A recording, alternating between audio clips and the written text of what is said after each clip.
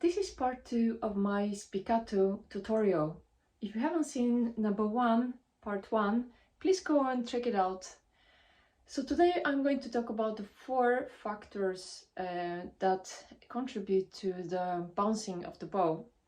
Number 1 is that you should learn how your bow bounces, because every bow is different and it's bouncing on a different place, a different part. So for example, if I'm trying to bounce on my bow, with my bow on the frog,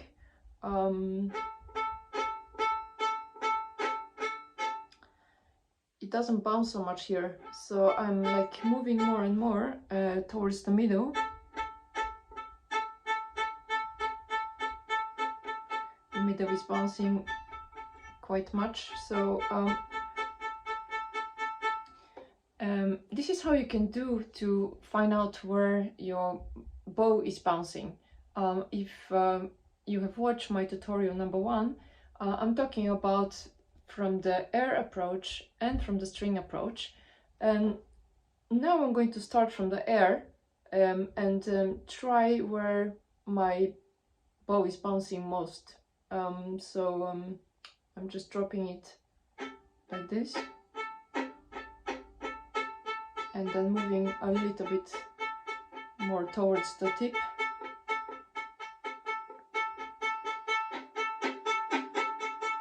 Okay, so my bow is bouncing most here. That's like a little bit under the middle. Your bow may be different. Also, some bows feels heavier and lighter. Mine is very, very light. Depends on how and what you're playing. I know that people prefer different bows for different occasions. Let's say you play chamber music, orchestra, you want one bow. Also the style of the music you play is baroque or romantic, if you're a soloist, and so on. So it's very different. I would also like to examine a little bit how the bow is bouncing on the different parts. So if I start from the frog, it will sound like this. Middle, and then here, tip.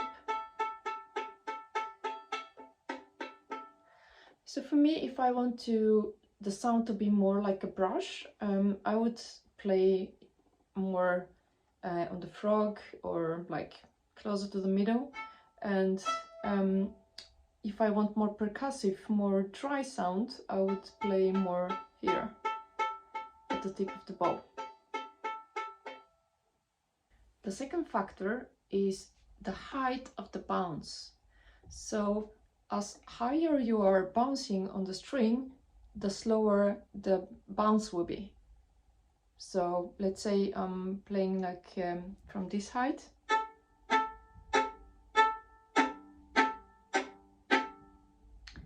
And then let's say I want to have a faster tempo, then I have to come much closer to the string.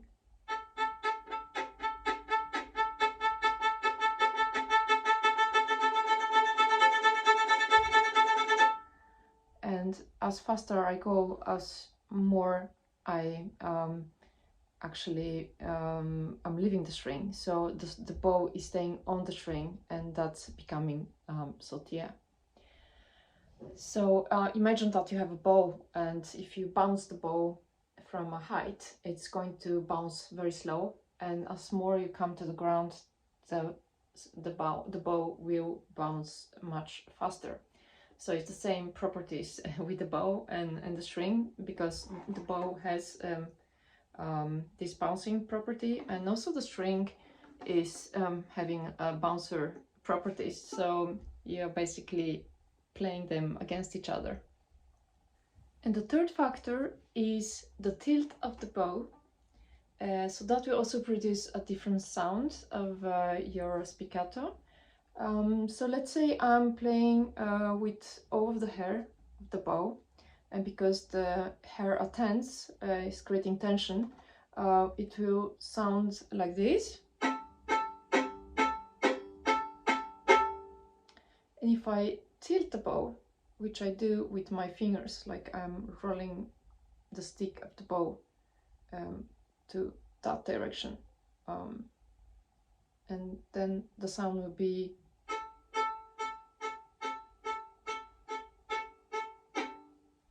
it's much softer, it's more like a brush.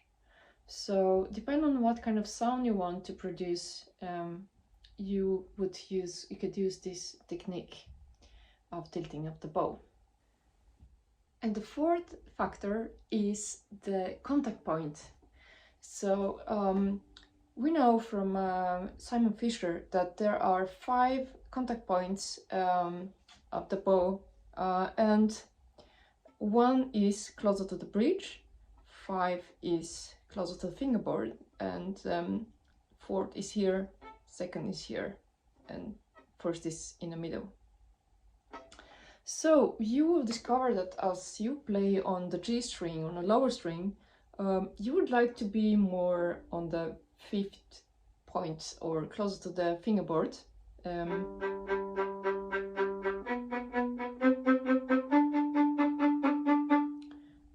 Let's say we try on the E string on the same point. Doesn't sound so good, so I'm going to move more in the middle.